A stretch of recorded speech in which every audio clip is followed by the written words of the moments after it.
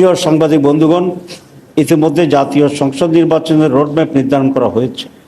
আমরা ঘোষিত রোডম্যাপ অনুযায়ী অবাধ, সুষ্ঠু, নিরপেক্ষ, ভয়ভীতিমুক্ত, গ্রহণযোগ্য নির্বাচনের লক্ষ্যে প্রয়োজনীয় পদক্ষেপ গ্রহণ করার আহ্বান জানিয়ে আসছি।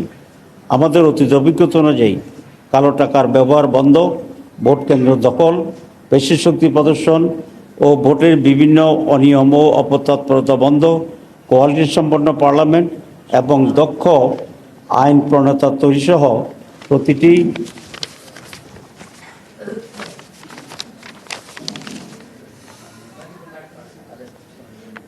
প্রতিটি ভোটারের মূল্যায়নের লক্ষ্যে পিআর পদ্ধতিতে নির্বাচনের জন্য জোর দাবি জানিয়ে আসছি। বাংলাদেশের অধিকাংশ রাজনৈতিক দল, বুদ্ধিজীবী, সাংবাদিক, কলামিস্ট, লেখক, গবেষক, শিক্ষাবিদ ও নানা শ্রেণী পেশার মানুষ পিআর পদ্ধতিতে নির্বাচনের দাবির সাথে